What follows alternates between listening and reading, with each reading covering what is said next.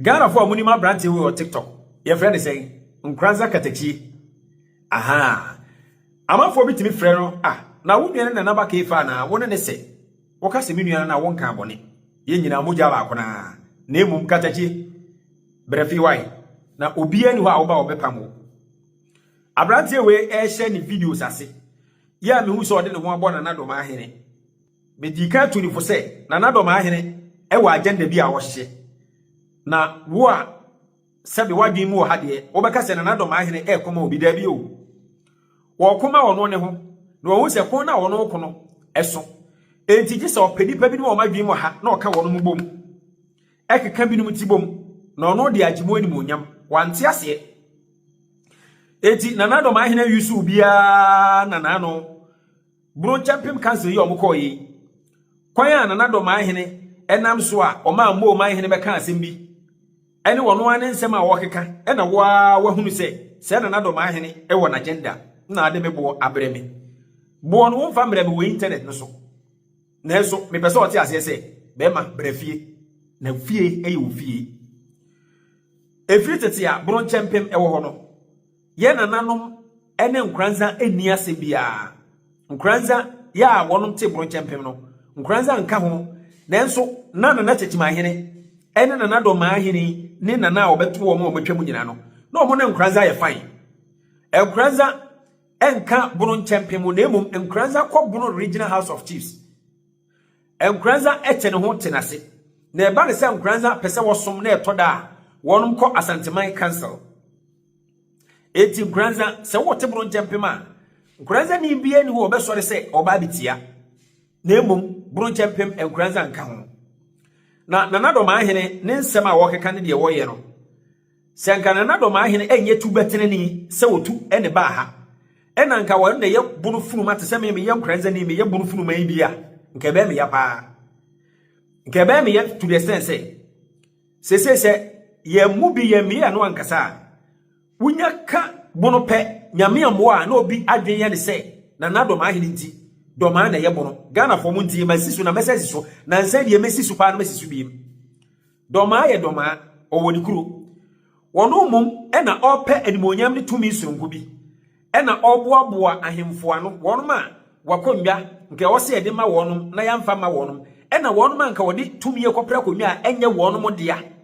e na waka wono nyina bom na Ghana for binum ene abonofo no binum ewo abrochi so aye adwuma no de na dwan dada wono ma na yama na account ma yama se beni e che na de ahodo e na wafanya nsakwan so epese wode deceive amanfo na kura a ompe ne ho asem se nkranza ye ti aye mpe ye ho asem ni o ma ne mrantie e fa o man hene e de to one platform so e di nkranza man hene atema se ye de eti akwa kwasha asante ase tio na do man hene me pese wo ti ase se wo ne sante hene wo ho na me ko fa me yo hene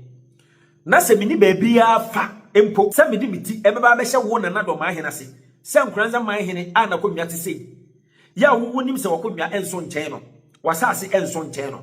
na nkranza man hene ebe ma wo de wadwen ya wahye ase a wo recruit enkwara atem nko na yedi na yentimo nkyira asem se de me nkyira asem because my video yi won kwada be ba be di atem but wonu mu ni adwen bi o de beka nyansasem bi ama na to amanfo atim apart from atem na do man hene be ka ma wate ase se me ye wo hena obi te se wo se minni abusuam bia mpokoma me fa meti me hye wase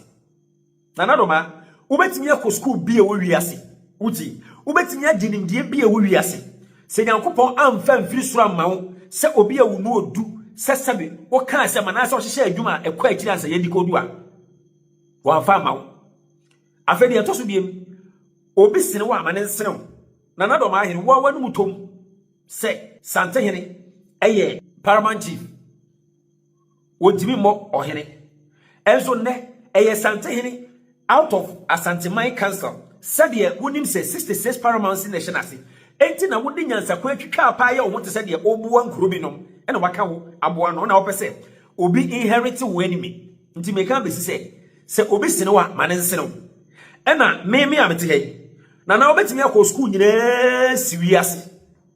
uti obetimi akọ school nyina siwiase na eso abdi afre se nyansa ne adwemu ayedo no nyankopon de hira na do ma hene kwaya ma kwafa so ma wo mrantie binom Ede nkranza ma hene ni mu ye meka no kra kire wo obi anye be ma nje obi awo eye doctor Nika Jeda nso ti na ma ye di but baby ye ko no e tan meka no kra kire wo ma ye di because ye nyina ye pass wie you are beating a war drum and nobody is boldly telling you onye be ma nje obi a so wo so be ma wo nkwada ede nkranza ma hene ni ma ye fam a ene yi waso na abete waso masem na do ma hene ebire bi na aka asema me ba be yi wansema me wo se bi jae because na me pese me ma wo gap na me hwe ba bi a ekwa wo ma wo nkrofo no fa nkranza ma hene na ye de ne to ye di otumfu atem na ye di nkranza ma hene atem asante kotoko hene eye otumfu senka nkranza ni twaka bi mpo a enka wo nti mesere nkranza ma hene se onko wiawia kotoko hene kwan no na onko darase se nkranza ma hene beto na ni monyama ma wo na do ma hene e wo kwan benso ana woto wo ni history akonwa wakoto ne da ye sikadwa a na wo kan sama kase no nyina no wotia konwa so e da wani mo twen o kwan a wonam so no wonya be ma nche obia wasase na wokon ya woje ya wo ano no se wai wadwen se obewura nkranza mu na wo ba be distort ye peace na wo fa kwan bia so akohise binu machi na wo ma be tan nkranza ni dia na do ma hene wo so wonya ni jeta no wani nkada me ka no kracho wonya be ma nche obia me ka asem si asem so enam wotan ya wo pese wo de obi wo asem a wo twetwe amanfo ema ye kotan sa nipa no bi wonya be ma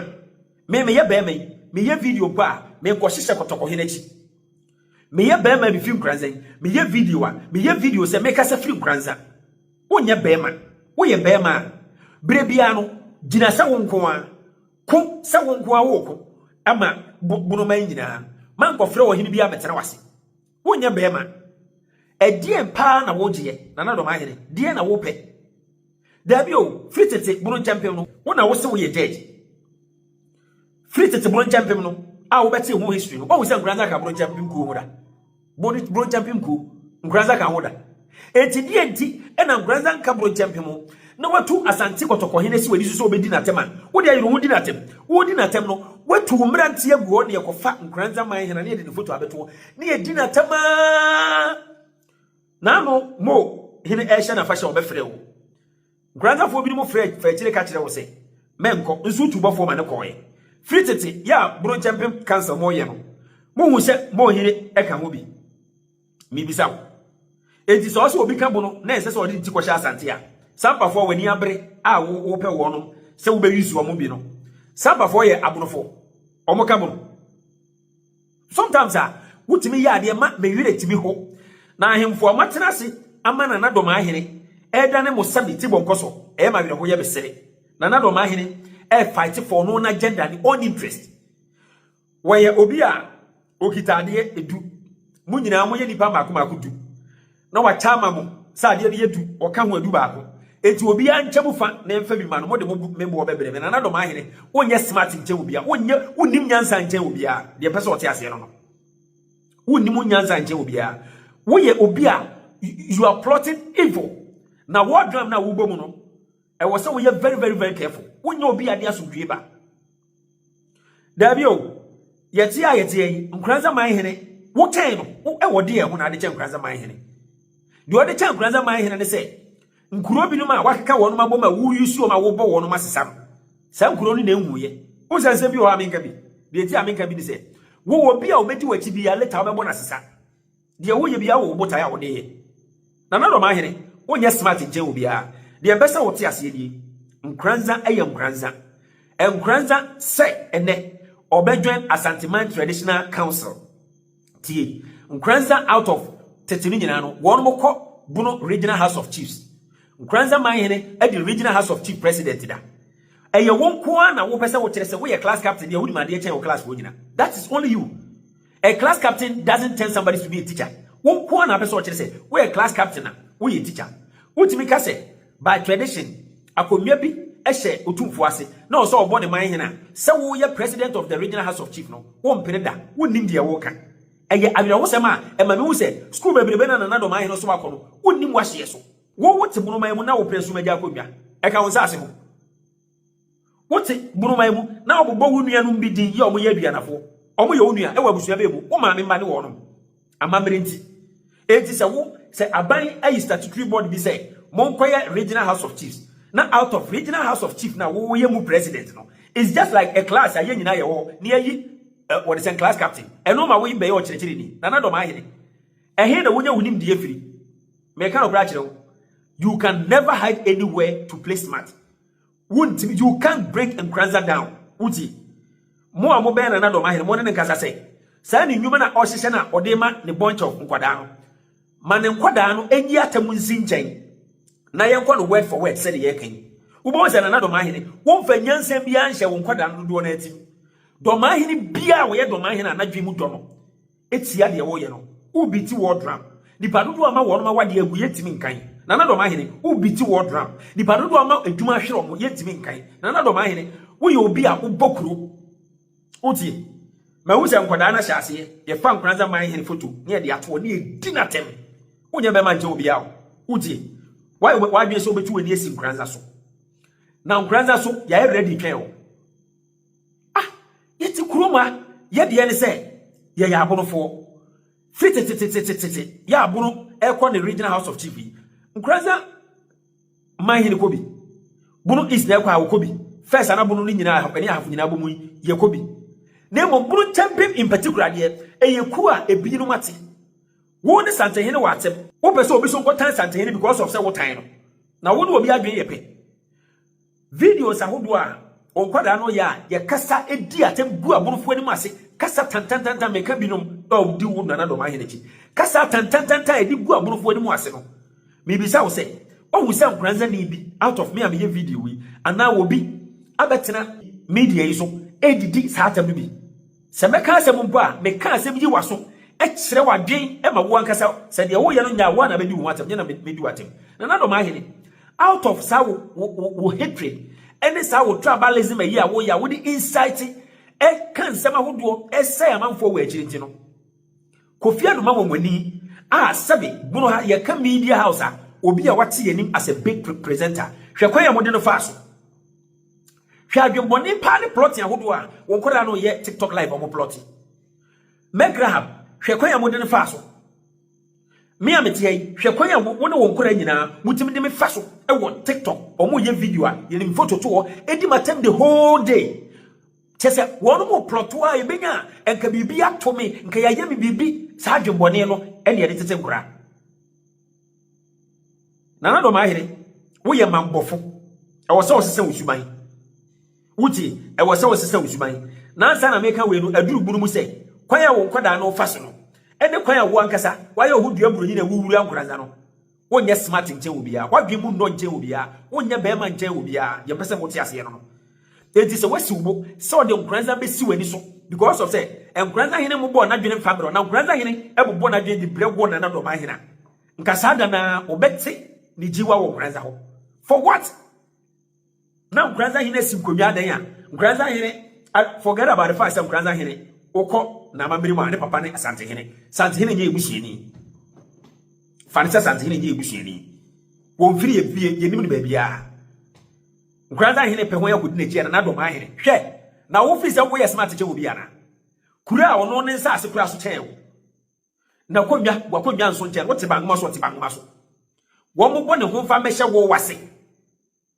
na tumi ye nya dank wani abre e pese ka aborofo pegya wo bi so ye smart che wo bi wo bema se wonim se wo ye oburu chempem a ye oburu chempem ka kire wo nkwada no so onum nyi Nkranza efi wonum na wo anso kwa ya wuwura Nkranza no twe ho me ka kire wo na wo nye smart nchen wo bia the last thing Nkranza will do say wo de no ho e be ba be o de na de kura be ma wo do ma hene esusu ye ben o hena asem anke ye ka ne damu e ma asem no wie pe ya wo be ka ne social media say no na do ma hene why na se wo pe na se ma die di nkuni mo de na se be ba beto wanim wudi masam ka hwe wudi mun sama yan kura ketu apu etimi solve e ma ne ye okay ah nana e ma men kansem de me kan say what when yes Nkranza so you wasem free Nkranza so woni Santehene de wasem akona ne nkokon se de da bia wodi ni siwo ye ne de wo pena no woni ne nkokon na mum Nkranza mfo asem ma Nkranza so uti na wonya be ma nche wo bia e na wo wadwen na wafa from da wo dem na nim kosi ya bisa boy na wona ne kasa no de na suma hene ka kire ne se wo ye Nkranza ne ye bafu pimasi ni nti won jiri ndi senya adwempone a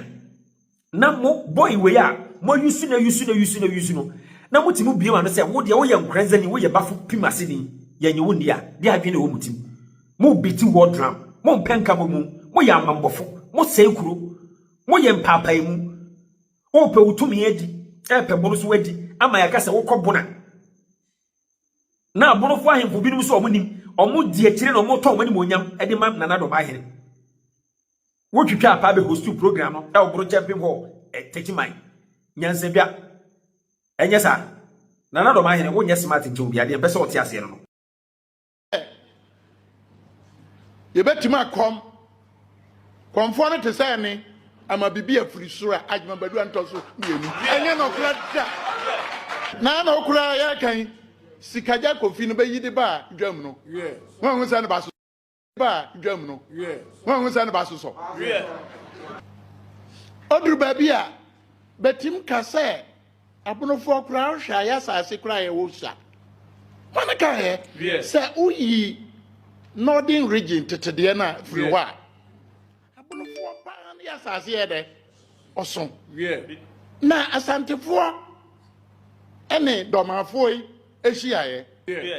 oya na mu oya papa na era na de ati se ba ma bia ni sabi akanman mu ana Ghana ha na dipa ba ko pe na o kan sama olo nye ho me da sa de ne ntena ho da ajima badru ndi ba de ba boso